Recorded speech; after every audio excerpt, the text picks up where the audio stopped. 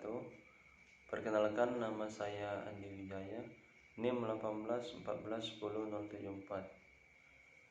Kelas SI 6SP, MK Customer Relationship Management. Dosen pengampu Ibu Megawati M.Com. Baiklah teman-teman, di sini saya akan menjelaskan materi Customer Relationship Management. Materi yang akan kita bahas kali ini, sumber penawaran personalia.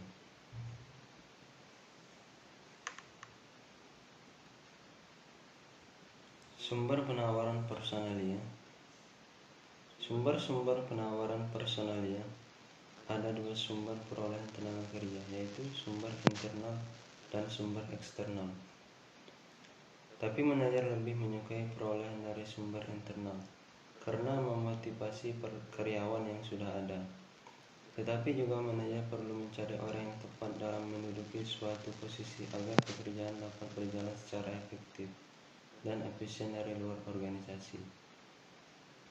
Ada 3 sumber penawaran internal, yaitu penataan upgrading, yaitu dengan mendidik dan memberi latihan. Pemindahan atau transferring, yaitu dari posisi yang kurang disenangi ke posisi lain yang lebih memuaskan kebutuhan. Pengangkatan atau promoting, yaitu pengangkatan ke jabatan yang lebih tinggi lagi. Sumber eksternal. Sumber eksternal penawaran tenaga kerja dapat diperoleh antara lain dari lamaran pribadi yang masuk, organisasi karyawan, kantor penempatan tenaga kerja, sekolah-sekolah para pesaing, imigrasi dan migrasi.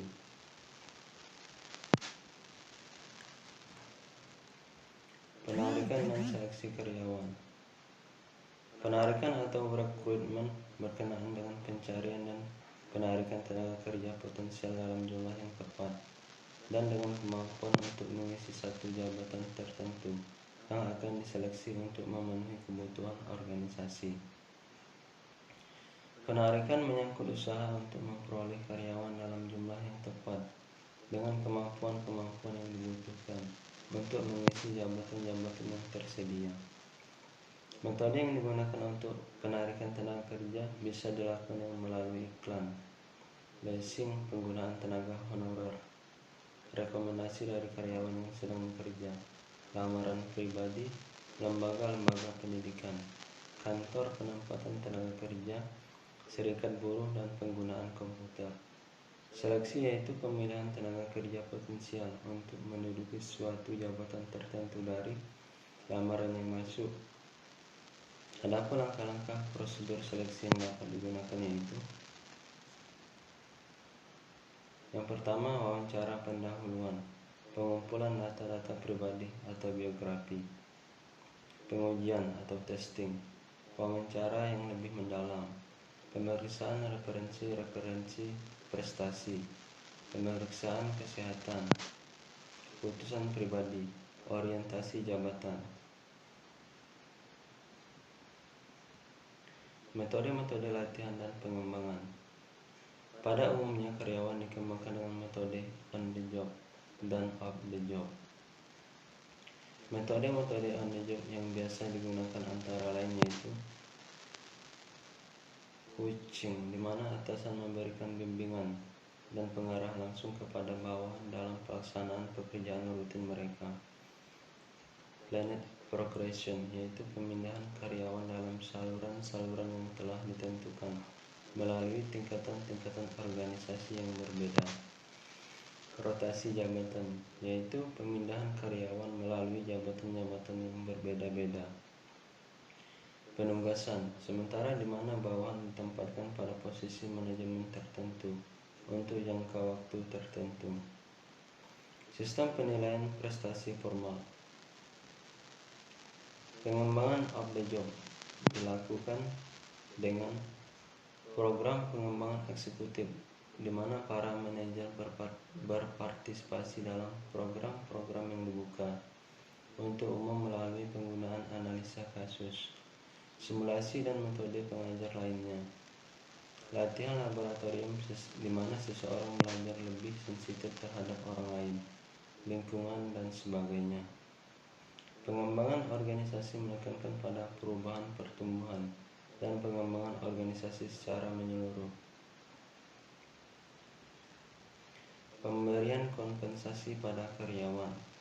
Kompensasi adalah pemberian kepada karyawan dengan pembayaran finansial sebagai balas jasa untuk pekerjaan yang dilaksanakan dan sebagai motivator untuk pelaksanaan kegiatan di waktu yang akan datang. Penentuan kompensasi. Kesediaan membayar sesuai dengan pengorbanan yang diberikan kepada organisasi atau perusahaan. Kemampuan membayar yang tergantung pada pendapatan yang diterima oleh perusahaan yang tidak terlepas dari produktivitas karyawan. Persyaratan pembayaran yang tergantung pada kondisi perusahaan, peraturan pemerintah, serikat pekerja, kondisi permintaan dan penawaran tenaga kerja dari para pesaing. Bentuk-bentuk pembayaran. Banyak karyawan dibayar dalam cash pada setiap akhir hari kerja berdasarkan jumlah jam kerja. Di lain pihak, banyak juga yang dibayar berdasar jam kerja yang diterima pada akhir minggu. Bentuk pembayaran ini disebut upah harian. Para karyawan lain dibayar dengan bentuk gaji tetap tiap minggu, bulan atau tahun. Di samping itu, bentuk upah insentif banyak diberikan kepada karyawan bagian produksi penjualan. Banyak perusahaan juga mempunyai rencana pembagian laba, di mana karyawan menerima sejumlah persentase tertentu dari laba perusahaan sebagai pendapatan ekstra. Pemeliharaan kesehatan dan keamanan. Bidang manajemen yang semakin penting adalah pemeliharaan kesehatan dan keamanan karyawan. Perusahaan memperhatikan hal ini untuk memberikan kepada karyawan kondisi kerja yang lebih sehat dan lebih aman, serta menjadi lebih tanggung jawab atas kegiatan-kegiatan tersebut, terutama bagi perusahaan yang mengalami tingkat kecelakaan yang tinggi. Program ini dapat dilakukan antara lain dengan penyediaan dokter dan klinik kesehatan pada perusahaan. Terima kasih. Mungkin itu saja materi yang dapat saya sampaikan. Semoga bermanfaat untuk kita semua. Wassalamualaikum warahmatullahi wabarakatuh.